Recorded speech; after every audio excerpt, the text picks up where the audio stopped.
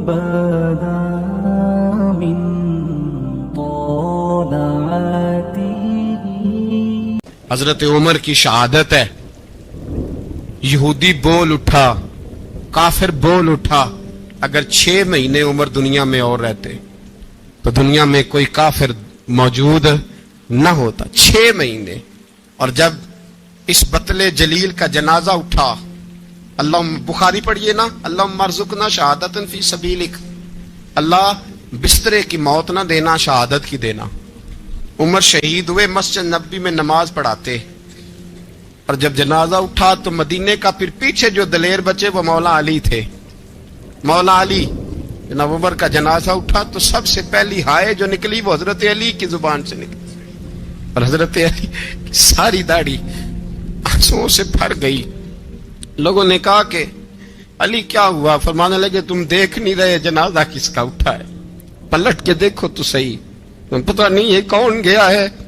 کہ حضور کیا ہوا؟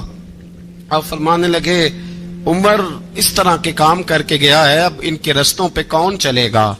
کون اس کے جگر راہ وفا میں نقش ایسے چھوڑ آیا ہوں, میں جس منزل سے گزرا ہوں وہ اب تک یاد کرتی ہے. حضرت علی حضرت عمر کے جنازے پہ کھڑے ہو کے کہتے ہیں اللہ مجھے اس طرح کے عمل کرنے کی توفیق دے جس طرح کے عمر کر کے گیا. میرے بھائی, بطل عزیز, بطل حریت حضرت عمر رضی اللہ تعالیٰ عنہ جو اپنی زندگی انقلاب والی گزار کے گئے.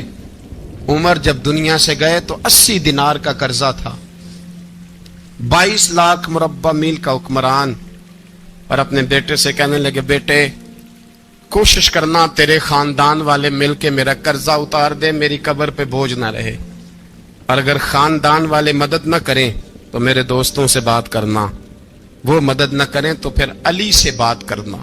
ان کا پیار آپس میں اتنا, اور تو اختلاف ثابت کر رہا ہے. 80 دینار کا قرضہ چھوڑ کر حضرت عمر دنیا سے گئے, اور جاتی دفعہ کہہ گئے میرے بعد میرے بچوں کو حکومت کے مشورے میں بھی شامل نہ کرنا, حکومت کے مشورے میں بھی میری اولاد شامل نہ ہو.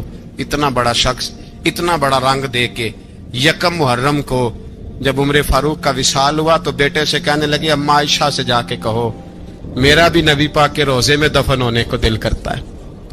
ایک قبر کی جگہ ہے اما جی نے اپنے لیے رکھی ہے, بخاری ہے بخاری. حضرت عائشہ کے پاس صاحبزادے گئے, کہنے لگے اما جی عمر کو زخم لگ گیا ہے, حالت بڑی پریشانی والی ہے.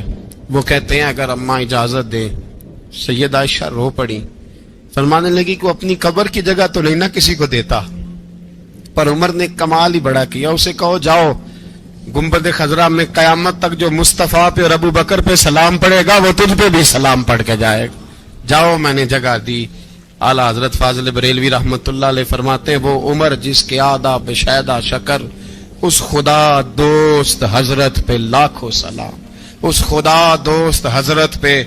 آپ یقین کریں ممبر پہ بیٹھا ہوں, حضرت عمر کا جب نام لیتا ہوں تو میرے وجود کے رونگٹے کھڑے ہو جاتے ہیں.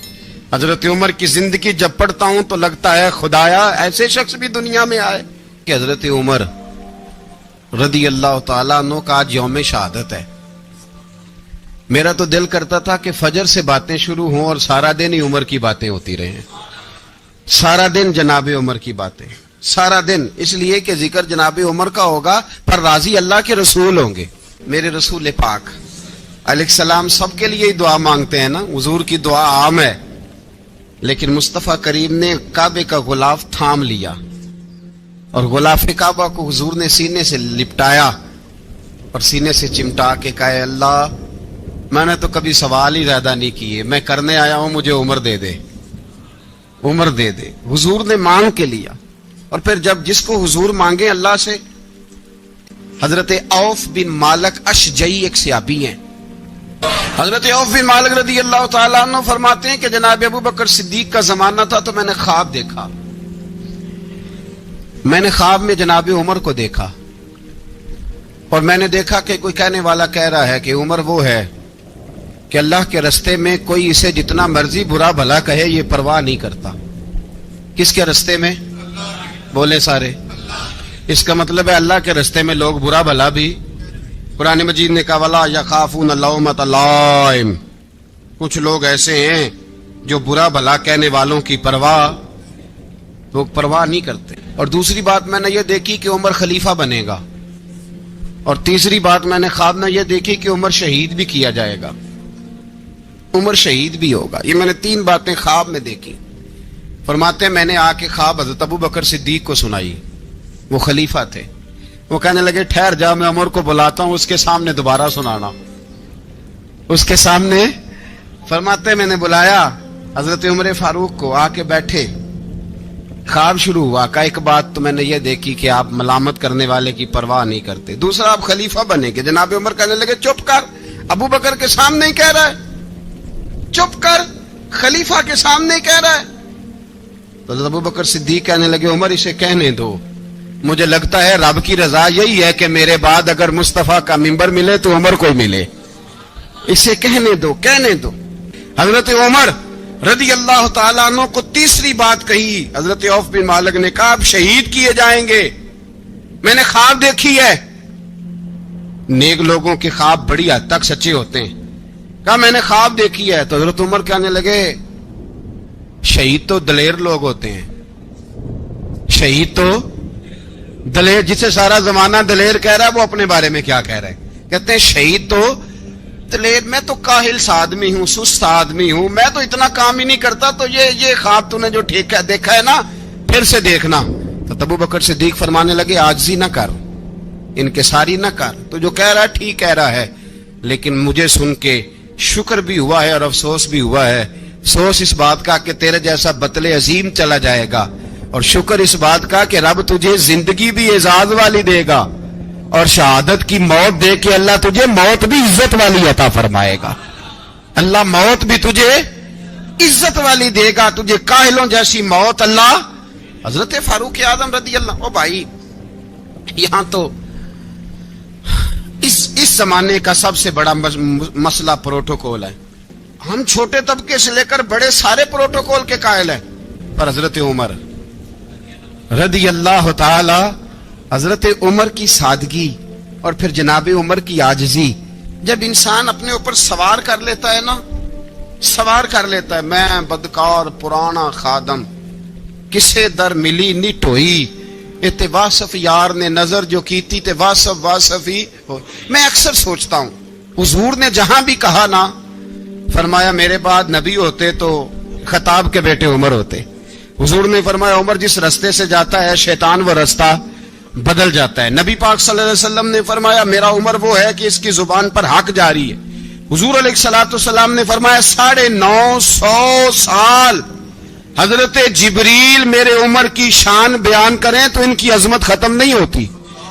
950 سال جبریل عظمت بیان کرے تو ختم نہیں ہوتی۔ یہ بات ہے حضرت عمر کی، اور فرمایا عمر ابو بکر کی نیکیوں میں سے ایک نیکی ہے، یہ شان ہے اب عمر فاروق رضی اللہ تعالیٰ عنہ کی۔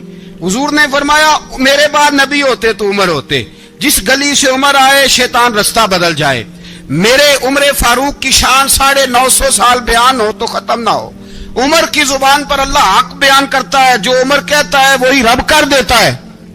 حضور ساری زندگی فضیلتیں بیان کرتے رہے، عمر جواب میں کیا کہتے ہیں؟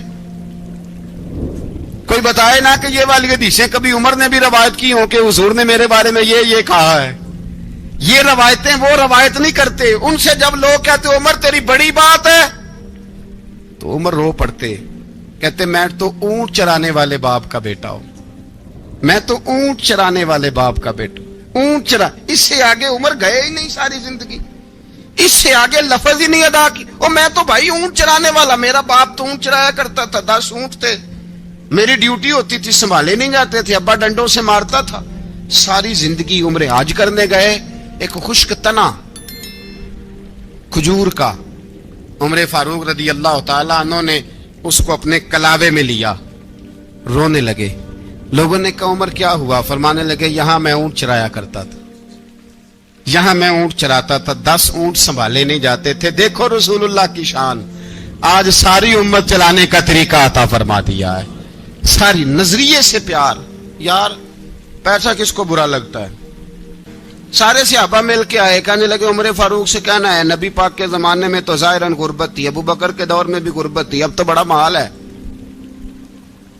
عمر سے سفارش کرو کہ عمر نیا کرتا پہنا کرے. ملکوں کے سفیر آتے, عمر وہی پھٹی پرانی چادر اوڑھ کے اور وہی کئی جگہ پہ پیوند لگے سوٹ پہن کے سفیروں کے سامنے بیٹھ جاتا ہے. عمر کو مشورہ دو, طے ہو گئی بات. سب نے جب مشورہ دے لیا تو سارے کہنے لگے یہ بتاؤ شیر کی مونچھ کو ہاتھ کون لگائے گا, کہنا کس نے ہے, بندہ بھی تو ڈھونڈو نا. نے کہا جناب میرا یہ خیال ہے کہ مولا علی شیر خدا کہیں گے, کیونکہ جس شخص کی عمر کو سب سے زیادہ حیا کرتے دیکھا وہ شیر خدا مولا علی ہے رضی اللہ تعالی علی کہیں گے. اس لیے کہ جناب علی تو کئی دفعہ جب گفتگو کرتے تھے تو حضرت عمر چپ کر جاتے تھے اور فرماتے تھے علی نہ ہوتا تو میں ہلاک ہو جاتا. تو کہا علی سے کہو. جناب علی شیر خدا کو بلایا, کس کام کے لیے جی؟ اللہ اکبر. یہ ذرا آپ نے اس دور پہ اس بات کو ذرا لاکا جناب ان سے کہیں کہ زیادہ نہیں, ایک کرتا نیا پہن لے, سفیر آتے ہیں وزیر آتے ہیں تو ایک کرتا نیا پہن لے. حضرت علی کو بلایا, آپ فرمانے لگے کوئی اور بات ہوتی تو میں کہہ دیتا, یہ والی میں نہیں کہہ سکتا. کوئی اور ہوتی تو میں عمر کو کئی دفعہ کہہ دیتا ہوں, جلال میں بھی تو سن, یہ والی میں نہیں کہہ سکتا. میں تمہیں ایک مشورہ دیتا ہوں. کہ وہ کیا؟ کہنے لگے سیدہ عائشہ صدیقہ سے کہو, وہ مومنوں کی ماں ہیں, عمر ٹالے گا نہیں. اماں جی سے جا کے کہا اماں جی نیا کرتا عمر سے کہیں پہن لیں, وزیر آتے ہیں بڑے بڑے لوگ تو چلو کوئی حرج نہیں. اماں جی نے کہا اچھا کوئی بات نہیں میں بلا لیتی ہوں. جناب عائشہ نے پیغام بھیجا. جب خادم نے کہا نا مصطفیٰ کے گھر سے پیغام آیا ہے, تو 20 لوگ بیٹھے تھے. عمر کانپتے ہوئے اٹھے, کانپتے دوڑے. حضرت عائشہ پردے میں تھی تو فرماتی ہیں عمر اتحیات کی حالت میں بیٹھ گئے. کہا اماں جی دیر تو نہیں ہو گئی مجھے آنے میں؟ کہا نہیں ٹائم پہ آ گئے ہو. کس لیے بلایا تھا؟ کہا عمر دیکھو غربت کے معاملات اور ہوتے ہیں, جب اللہ آسانی دے تو کوئی چیز استعمال کرنا حرام نہیں ہوتی, اگر حرام ہے تو بتاؤ. کہا نہیں اماں جی حلال ہی ہے. تو فرمایا پھر اتنے سفیر آتے ہیں مشیر آتے ہیں, اب تو مال غنیمت بڑا آتا ہے, ڈھیر لگ جاتے ہیں مسجد میں, تو چل ایک نیا کرتا تم بھی پہن لیا کرو, اور آپ نیا کرتا پہنو گے تو دھاک بیٹھے گی غیروں پر,